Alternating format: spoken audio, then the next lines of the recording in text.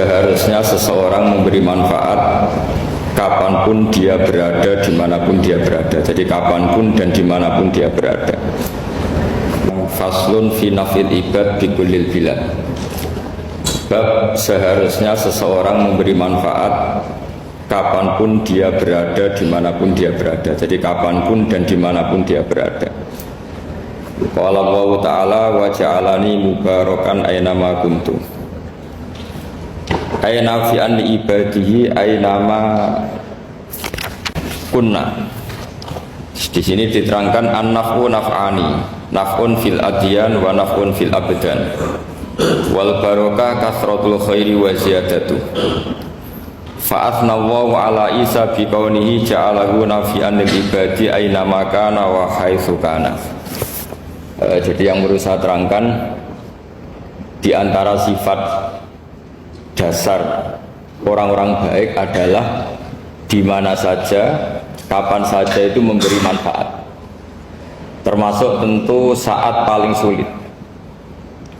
Jadi Nabi Isa menceritakan dirinya itu wa ja'alani mubarakan ainama kuntu, saya ditakdir Allah berada di mana saja memberi berkah, memberi kemanfaatan bagi orang lain. Ada beberapa cerita tentang Nabi Isa. Jadi perlu diketahui ada 3 nabi yang seperiode. Satu Ibrahim dan Nabi Lut. Ibrahim itu sama Nabi Lut itu pernah paman.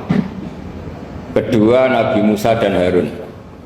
Sebetulnya yang jadi nabi itu Nabi Musa, tapi Nabi Musa karena alsak, lisannya tidak jelas, minta Nabi Harun, ya tentu minta kepada Allah supaya Nabi Harun jadikan nabi. Terus ketiga Nabi Isa dan Yahya.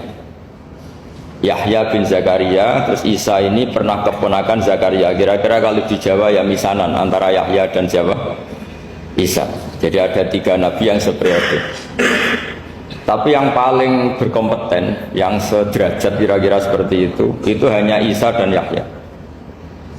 Karena Nabi Lut dan Nabi Ibrahim itu beda level. Karena Lut ini pernah keponakan, jadi hubungannya kira-kira yang murid dan guru. Terus Musa dan Harun itu juga tidak level, karena Nabi Harun ini jadinya nabi itu atas permohonan Nabi Musa. Sehingga meskipun Harun itu kakaknya, tapi nggak berani bantah. Jadi Nabi Musa itu dalam cerita beliau itu alsak. Alsak itu lesannya agak kedal. Tapi ini alsak yang barokah. Jadi dulu ceritanya Musa kecil karena dia seorang nabi, beliau seorang nabi. Itu kalau melihat Fir'aun itu mantelnya bukan main. Padahal kecilnya dirawat Fir'aun. Sehingga cerita mulai kecil sudah usil. Kalau melihat Fir'aun itu ya jenggotnya dipakai mainan. Terus pokoknya nakal ya. Lama-lama Fir'aun curiga, dasar orang Israel. Nabi Musa ini turunan Israel. Lama-lama Fir'aun itu yakin kalau itu sengaja. Akhirnya Fir'aun mau membunuh Musa. Terus kata istrinya Fir'aun, Musa itu masih anak kecil. Jadi seperti itu ya bawaan anak kecil, bukan bawaan kebencian terhadap orang Kipti, orang Mesir. Kalau dalam bahasa kitab kuno Mesir itu Egypt al-Kipti, makanya disebut Maria al-Kiptiyah. Kalau orang sekarang bilang Egypt itu bahasa kunonya Mesir itu al-Kiptiyah.